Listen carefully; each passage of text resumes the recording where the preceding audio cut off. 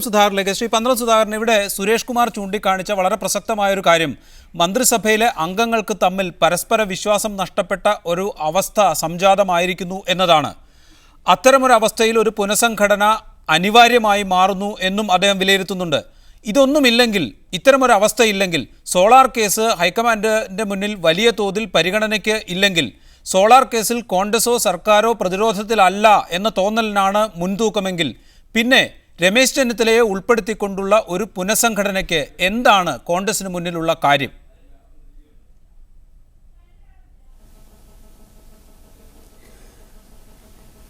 ഇവിടെ ബഹുമാന്യ ശ്രീ സുരേഷ് കുമാർ പറഞ്ഞ ഒരു കാര്യം, ഇവിടെ ഒരു പകരക്കാരനെ കുറിച്ച് ചിന്തിക്കേണ്ട ആവശ്യമേ ഇല്ല. കാരണം കോൺഗ്രസ് പാർട്ടിയുടെ പാർലമെൻ്ററി പാർട്ടിയിൽ ഭൂരിപക്ഷമുള്ള നേതാവാണ് ശ്രീ ഉമ്മൻചാണ്ടി. അപ്പോൾ നേതൃമാറ്റം എന്നൊരു പ്രശ്നമേ ഇവിടെ ഉദിക്കുന്നില്ല. അപ്പം ഉമ്മൻചാണ്ടി മുഖ്യമന്ത്രിയെ തുടരുന്നു. അദ്ദേഹം മാറുന്ന ഒരു സാഹചര്യം വരുമ്പോൾ മാത്രമേ പകരക്കാരനെ ആലോചിക്കേണ്ടൂ. പകരക്കാർക്ക് ഒരു ക്ഷാമമില്ലാത്ത പാർട്ടിയാണ് കേരള പ്രദേശ് കോൺഗ്രസ് കമ്മിറ്റി എന്ന് പറയുന്നതിൽ എനിക്ക് അഭിമാനമുണ്ട്. ഒരു ക്ഷാമമില്ല. നേതാക്കന്മാരുടെ ഒരു കാര്യത്തിൽ ഏറ്റവും കാര്യപ്രാപ്തിയുള്ള സുധാകരൻ, എൻ്റെ ചോദ്യം അതായിരുന്നില്ല. രമേശ് ചെന്നിത്തലയെ മന്ത്രിസഭയിൽ ഉൾപ്പെടുത്താൻ പാകത്തിൽ എന്ത് സാഹചര്യമാണ് കോൺഗ്രസ് നേരിടുന്നത്? നേരത്തെ പറഞ്ഞ പ്രശ്നങ്ങൾ ഒന്നും ഇല്ല എന്നാണ് വാദിക്കുന്നതെങ്കിൽ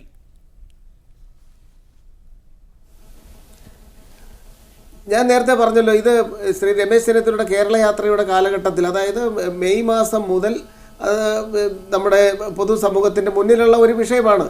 കാരണം അത് പ്രത്യേകിച്ച് അതിനൊരു ആക്കം വർദ്ധിക്കാൻ കാരണം അന്നത്തെ വനം വകുപ്പ് മന്ത്രിയായ ശ്രീ ഗണേഷ് കുമാർ രാജിവെച്ചപ്പോൾ ഒരു ഒഴിവ് കൂടി വന്നു. അപ്പോൾ തീർച്ചയായും മന്ത്രിസഭ രമേശ് ചെന്നിത്തലയുടെ മന്ത്രിസഭാ പ്രവേശനത്തിന് ചർച്ചയ്ക്ക് ആക്കം വർദ്ധിച്ചു എന്നുള്ളതാണ് സത്യം. പിന്നീടാണ് നമ്മുടെ സത്യത്തെ എല്ലാ മലയാളികളുടെ ഒരു ഗതികേടെന്നുള്ള നിലയിൽ ഈ സോളാർ അഴിമതി കേസ് പുറത്തു വരുന്നത്. നമ്മൾ മനസ്സിലാക്കേണ്ടത്, അച്യുതാനന്ദൻ ഗവൺമെൻറ്റിൻ്റെ ബഹുമാനപ്പെട്ട NK പ്രേമചന്ദ്രൻ ഉൾപ്പെടെയുള്ളൊരു മന്ത്രിയായിരുന്ന സന്ദർഭത്തിലാണ് ഈ അഴിമതിക്ക് തുടക്കം കുറിച്ചത്. അന്ന് ഒരു ചെറിയ ഒരു കേസ് രജിസ്റ്റർ ചെയ്തു എന്നുള്ളതിൽ കൊലപാതകം ഉൾപ്പെടെയുള്ള കേസുണ്ടായിട്ടും അതിൽ പ്രതികളായവരെ ശിക്ഷിക്കുവാനോ ആ കേസ് മുന്നോട്ട് കൊണ്ടുപോകാനോ. ചോദിച്ചോട്ടെ, പെട്ടെന്ന് താങ്കൾ ഉത്തരം പറയുമെന്ന് ഞാൻ പ്രതീക്ഷിക്കുന്നു. താങ്കൾ പറഞ്ഞു, ഭാഗ്യവശാൽ അഥവാ ഉമ്മൻചാണ്ടിയെ മാറ്റുകയാണെങ്കിൽ തന്നെ നേതാക്കളെ തിരഞ്ഞു നടക്കേണ്ട സാഹചര്യം KPCCക്ക് ഇല്ല എന്ന്. സത്യത്തിൽ അത് തന്നെയാണോ കാര്യം? KM മാണി സോണിയാജിയെ കണ്ടിരുന്നുവെന്നും അദ്ദേഹം മുഖ്യമന്ത്രിയാകാനുള്ള തന്റെ യോഗ്യതകൾ എണ്ണി മേടത്ത് ധരിപ്പിച്ചിട്ടുണ്ടെന്നുമെല്ലാമാണ് CPMന്റെ ആക്ഷേപം. അതേസമയം തന്നേക്കാൾ ജൂനിയറായ ഒരാളുടെ കൂടെ നിൽക്കാൻ കഴിയില്ല എന്നും മാണി പറഞ്ഞതായി അറിയുന്നു. അതുമാത്രമല്ല, എല്ലാ നേതാക്കളെയും സർവ്വതാ അംഗീകരിക്കുന്ന ഘടകകക്ഷികളാണോ കേരള കോൺഗ്രസ്, മാണി വിഭാഗവും മുസ്ലിം ലീഗും ഒക്കെ?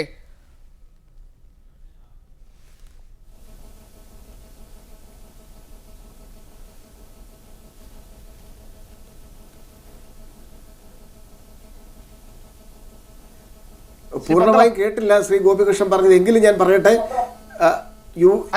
കേട്ടിട്ട് പറഞ്ഞാൽ മതി ശ്രീ പന്തളം സുധാകരൻ. എന്റെ ചോദ്യം, ഒരുപാട് നേതാക്കന്മാരുണ്ട് ഭാഗ്യം കൊണ്ട് കോൺഗ്രസിനെന്ന് താങ്കൾ പറഞ്ഞു. ശ്രീ ഉമ്മൻചാണ്ടിയെ മാറ്റി നിർത്തി കഴിഞ്ഞാൽ മുഖ്യമന്ത്രിയാകാൻ താൻ തയ്യാറാണെന്ന് പറഞ്ഞ് സോണിയാഗാന്ധിയെ KM മാണി കണ്ടുവെന്നും തന്റെ യോഗ്യതകൾ മേടത്ത് ധരിപ്പിച്ചുവെന്നുമാണ് CPM പറയുന്നത്. ശരിയാണോ എന്നറിയില്ല, താങ്കൾ പറയണം. മറ്റൊന്ന്, ഏത് നേതാവ് വന്നാലും അംഗീകരിക്കാവും പോകുന്ന അത്രയും വിശാല മനസ്കരാണോ മുസ്ലിം ലീഗും കേരള കോൺഗ്രസ്, മാണി വിഭാഗവും UDF-ൽ?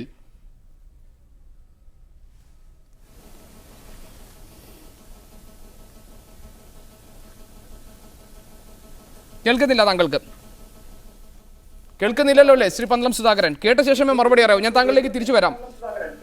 ശ്രീ ഗോപകുമാർ, നേരത്തെ താങ്കൾ പറഞ്ഞു, ശ്രീ G ഗോപകുമാർ, നേരത്തെ താങ്കൾ പറഞ്ഞു ഒരു മന്ത്രിസഭാ പുനഃസംഘടന എന്തുകൊണ്ടും സർക്കാരിന് ഇപ്പോൾ നല്ലതാണെന്ന്.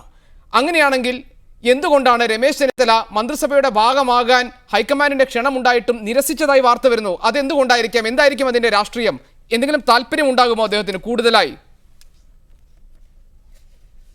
അല്ല, അത് വളരെ വ്യക്തമാണ്.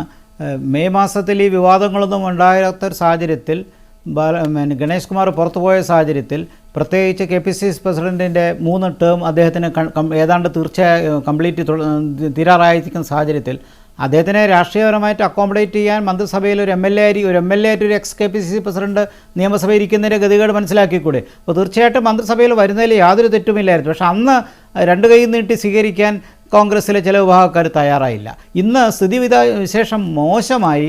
വല്ലാത്ത പരിങ്ങലിലായി പ്രതിരോധത്തിൽ നിൽക്കുന്ന സാഹചര്യത്തിൽ മന്ത്രിസഭയിലേക്ക് വരുന്നോ എന്ന് ചോദിക്കുമ്പോൾ സാമാന്യ ബുദ്ധിയുള്ള ആർക്കായാലും മനസ്സിലാവും ഇത് മോശപ്പെട്ട സമയത്ത് കൊണ്ടുവരുന്നത് അത് ഒരുപക്ഷേ ഗവൺമെൻറ് ഇനിയും കൂടുതൽ പ്രതിരോധത്തിലാകുമെങ്കിൽ അതിൻ്റെ പാപഭാരം കൂടി ഇനി വരാവുന്ന ഒരാൾക്ക് വരാൻ സാധ്യതയാണ്. അതുകൊണ്ടായിരിക്കാം ഒരുപക്ഷെ അദ്ദേഹം. പ്രേമേന്ദ്രനിലേക്ക് ഒരിക്കൽ കൂടി. ശ്രീ പ്രേമേന്ദ്രൻ, താങ്കൾ നേരത്തെ സൂചിപ്പിച്ചു വ്യക്തിപരമായ അഭിപ്രായമാണെങ്കിൽ കൂടി ഉമ്മൻചാണ്ടിയുടെ നേതൃത്വത്തിലുള്ള സർക്കാർ തുടരുമ്പോൾ ലോക്സഭാ തെരഞ്ഞെടുപ്പിനെ നേരിടുന്നതാണ് ഇടതുമുന്നണിക്ക് ഗുണകരം എന്ന് താങ്കൾ സൂചിപ്പിക്കുകയുണ്ടായി. അത്തരം ഒരു കാത്തിരിപ്പ് തന്നെയാണോ LDF ഇപ്പോൾ നടത്തുന്നത്? ലോക്സഭാ തെരഞ്ഞെടുപ്പിന് ശേഷമാകാം നീക്കങ്ങൾ എന്ന ഒരു ധാരണ LDF-ൽ ഉണ്ടോ?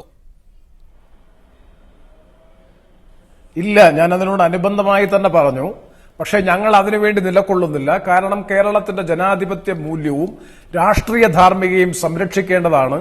തെരഞ്ഞെടുപ്പിലെ വോട്ട് ബാങ്ക് രാഷ്ട്രീയ പ്രധാനമെന്ന് വിശ്വസിക്കുന്നു എന്നുള്ളത് കൊണ്ടാണ് മുഖ്യമന്ത്രിയുടെ രാജിയും ജുഡീഷ്യൽ അന്വേഷണവും എന്ന ആവശ്യത്തിൽ അടിയുറച്ചു നിന്നുകൊണ്ട് കൂടുതൽ ശക്തമായ പ്രക്ഷോഭത്തിലേക്ക് LDF പോകുന്നത്. ഒരു കാര്യം കൂടി പറയാൻ എനിക്ക് അവസരം തരണം. നേരത്തെ എന്റെ ബഹുമാന്യ സുഹൃത്ത് ശ്രീ പന്തളം സുധാകരൻ നോക്കുകയാണ്. കാരണം ഒരൊറ്റ സെക്കൻഡ് മാത്രം. മന്ത്രിസഭയിൽ ഒഴിവുള്ളപ്പോൾ പകരക്കാരനായി പരിഗണിക്കപ്പെടേണ്ടുന്ന പേരുകാരനാണോ കേരള പ്രദേശ് കോൺഗ്രസ് കമ്മിറ്റിയുടെ പ്രസിഡന്റ്? ഞാൻ ചുരുക്കി പറയുന്നു, ഇന്ന് മാധ്യമം ദിനപത്രം കേരളത്തിൽ ഈ സോളാർ വിവാദം ഉണ്ടായതിനു ശേഷം പാർട്ടി മുഖപത്രങ്ങൾ കഴിഞ്ഞാൽ പിന്നീട് ആകെ ഒരു ദിനപത്രം മാധ്യമം എന്ന ദിനപത്രത്തിന്റെ ഇന്നത്തെ മുഖപ്രസംഗം, ഇന്നത്തെ ശീർഷകം വന്നിരിക്കുന്നത് തന്നെ സർക്കാർ പുതിയ ജനവിധി തേടട്ടെ എന്ന ശീർഷകത്തിൽ വന്ന മുഖപ്രസംഗമാണ് സത്യത്തിൽ നിഷ്പക്ഷമായ രാഷ്ട്രീയ നിരീക്ഷണമായി. ശ്രീ പന്തളം സുധാകരൻ, താങ്കൾക്ക് കേൾക്കാം എന്ന് ഞാൻ കരുതുന്നു. പുനഃസംഘടന നടത്തിയത് കൊണ്ട് മാത്രം വിമോചന സമരത്തിന്റെ സ്വഭാവം കൈവരിച്ചുകൊണ്ടിരിക്കുന്ന പ്രതിഷേധങ്ങൾ, പ്രതിപക്ഷത്തിന്റെ പ്രതിഷേധത്തെ തടുത്തു നിർത്താൻ കോൺഗ്രസിന് കഴിയുമോ? വിമോചന സമരത്തിന്റെ പ്രതീതിയുള്ള സമരമൊന്നും കേരളത്തിൽ നടക്കുന്നില്ല.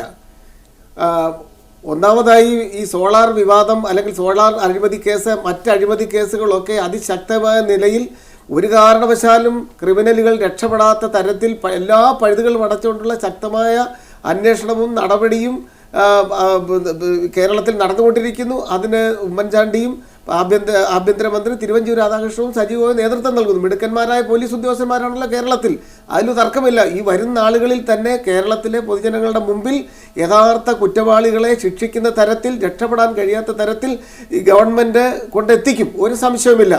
അപ്പോൾ അതിനെക്കുറിച്ച് നമുക്കൊരു ആശങ്കയുടെ കാര്യമില്ല. താങ്കളുടെ വിശ്വാസം താങ്കളെ രക്ഷിക്കട്ടെ, താങ്കളെയും താങ്കളുടെ പാർട്ടിയും രക്ഷിക്കട്ടെ. പന്തളം സുധാകരൻ, വളരെയധികം നന്ദി. സുരേഷ് കുമാർ, NK പ്രേമചന്ദ്രൻ ഈ ചർച്ചയിൽ പങ്കെടുത്തതിനൊപ്പം തന്നെ G ഗോപകുമാർ, കോൺഗ്രസിന്റെ പന്തളം സുധാകരൻ, താങ്കൾക്ക് പ്രത്യേകം നന്ദി ഈ ഘട്ടത്തിലും ചർച്ചയിൽ വന്നതിന്. വളരെയധികം നന്ദി അതിഥികൾക്ക്.